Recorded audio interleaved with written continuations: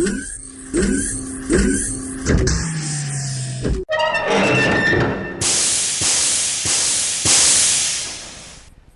I'm going to show you how I'm going to turn this into this. These are the tubes, the old tubes that hold the rockers off the motor, the cylinder head I showed you previously in the video, and I'm going to use them to slide up and down like such. There is a bit of slack in there already. The guy who had it, was sitting in his backyard, and I mean in his backyard, in the dirt, and sunk down into the ground over several years. So I have put it in the cleaner, just got rid of the oil and grease. Then I got a file and I've filed away the surface rust,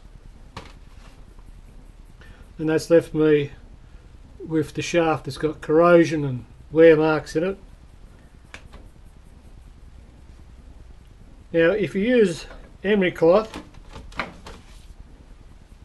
like this, it takes a while and it really only gets a little part of the top surface.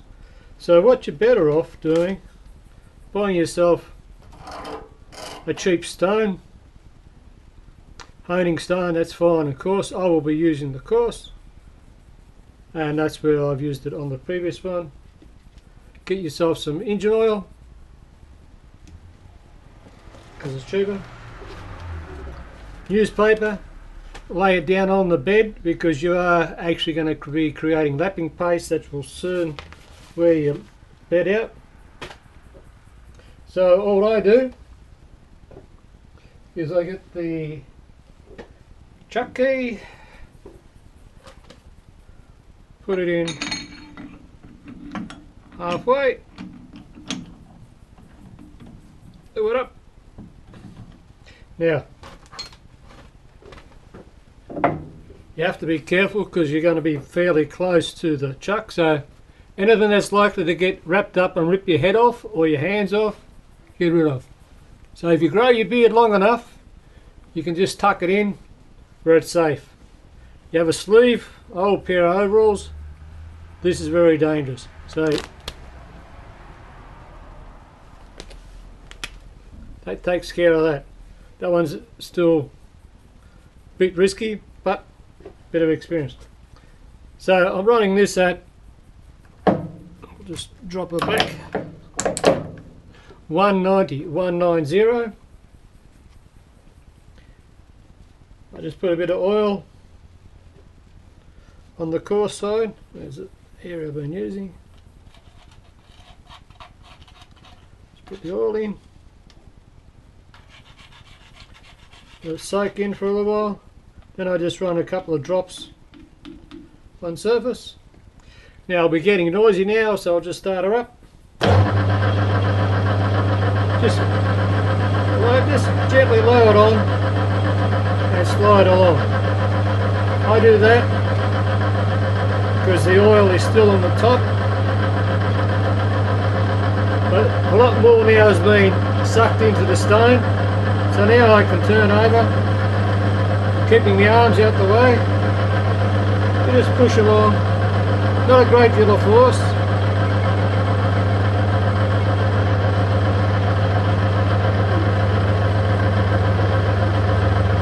You can feel where the rough bits are because I'll grab the honing stone and grab it like it did there. So you just go on one angle,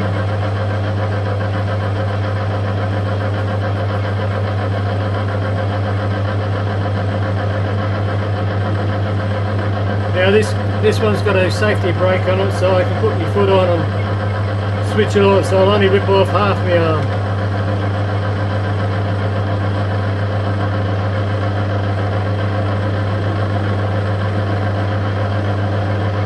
When it's been done for a while, as you can see there's a rust. The stone starts to dry out. When it does dry out, use that as a good time to stop.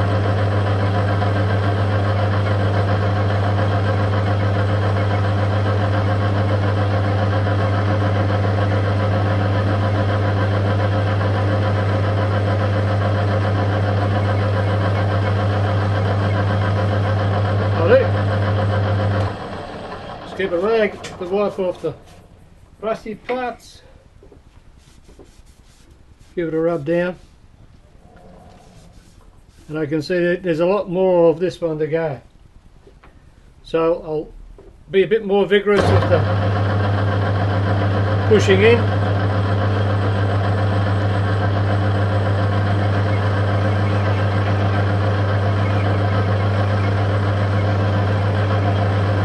Keep your elbows up.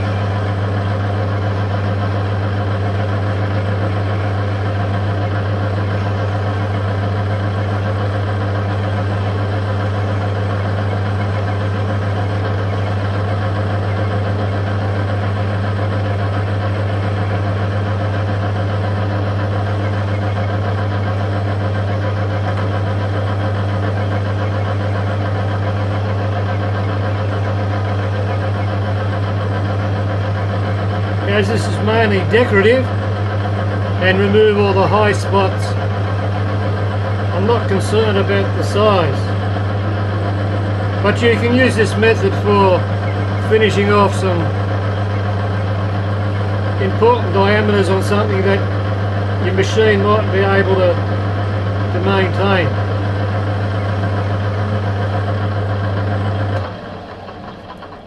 But you just do it as often as it takes. Just checking. Some areas are good and some areas weren't.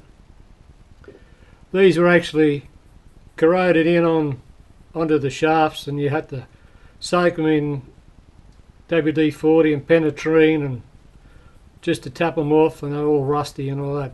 No, they've been cleaned up, so they slide, but they're not decorative enough for the mill.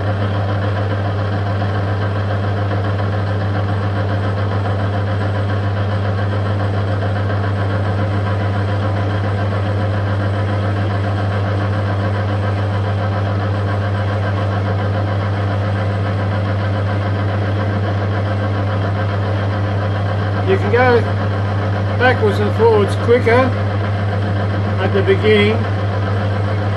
That gives you the spiral hone look, and also it removes a bit more material.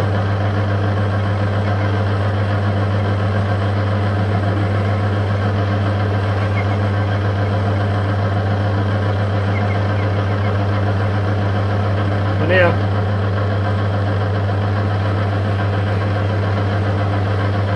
I'll do this and we'll fast forward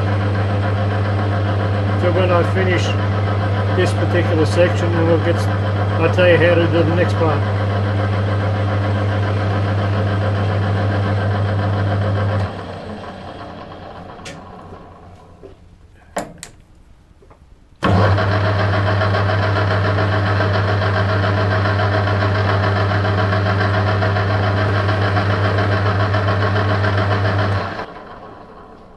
I boosted up speed up to 300 just to rough it off, because this one is the worst corroded one of the lot. But once you finish with your block, got 99% of it, you then smooth it off with a finer piece of you can use wet and dry or emery cloth. Just be careful of emery that it doesn't get wet and split fairly easy, so don't push with a whole lot of effort. So leaving the grains that's come off, that's still here, you use that to your advantage. Put a little drop of oil on the emery cloth, and I like to run this around about, on this machine it's 460 when it's in high. But this is where you have to be careful. even with your foot on your brake, your arm is gone before you know about it. So always have your hands, so if the emery cloth breaks, your hands go away from the machine, not into it.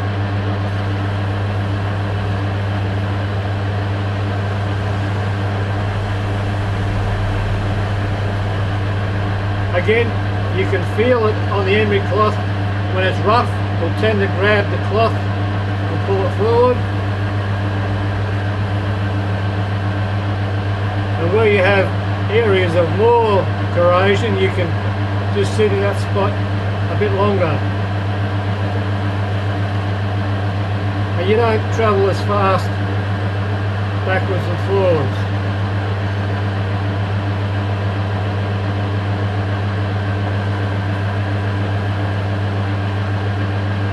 And if it sucks the oil off, just use the back of it and back on it goes. And that slurry is actually helping you to polish and get the corrosion out.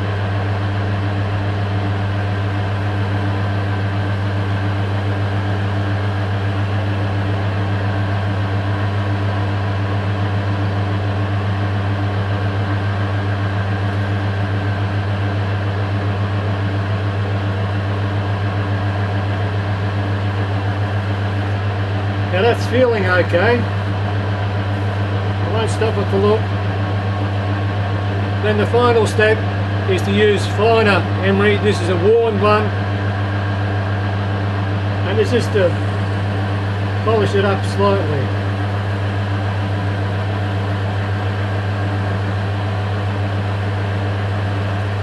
And the finer you go, the slower you move along, and that helps with your final finish.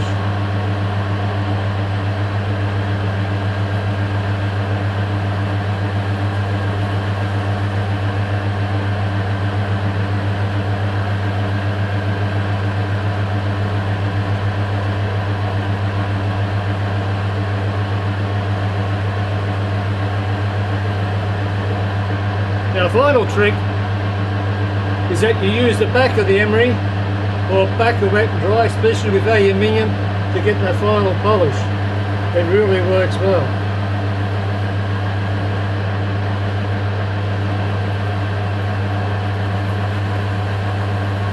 You use the slurry that's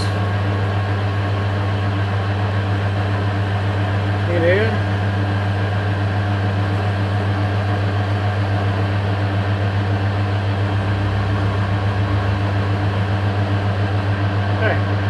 Stop the machine, wait for it to stop, and we'll give it a rub down.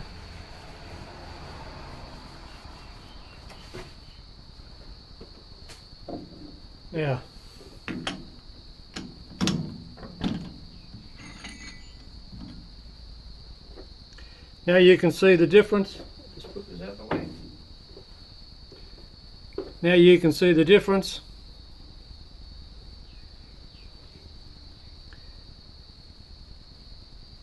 There's a couple of lines here that are actually under a bit of corrosion, but as you can see, not much work to get it quite usable. These are deep pits, so they won't come out. So there it is. I'll do the other side.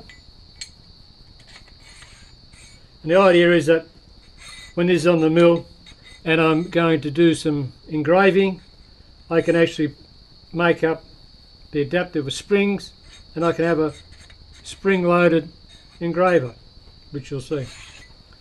I've also modified these.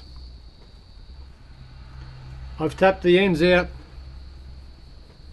12mm, and I've tapped this top out. Oh, sorry, they're 12mm, they're 10mm. The hole was 9, so it's a bit on the large size, but that's worked well. So when this is bolted to the head, I'll make up a M12 to M3 adapter double screw in there. Then I'll put a M3 cap screw in through here, and that, well, is actually, that just has to be 3mm, 6mm hole. So I'll just drill it, tap it in, and then that will bolt on to the side of the head rather than have to try and make up a 12mm hole. Then the idea of this, that on the head,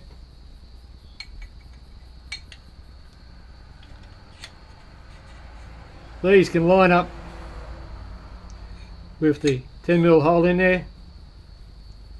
That is screwed on, and that will either lock it in there for when it's moving, or if I need other adjustment I can shift it up and down, because there's two of these on the head and two of these facing the other way, which I'll put my tool holder on for the engraving head, the electric pencil, the vibrating pencil, the airbrush, and any other accessories, the microscope, any other accessories that I want to attach and use. And the center will be a set distance, 100mm, 120mm from the center line of the chuck. So if I want to engrave, and I can just put the engraving head on, set it up, and I know it's 100mm away. So I'll just finish off this other side, and I hope you've picked up a good tip on how to turn an old rusty corroded shaft into something that looks reasonable sitting on your new mill conversion. Thanks for watching.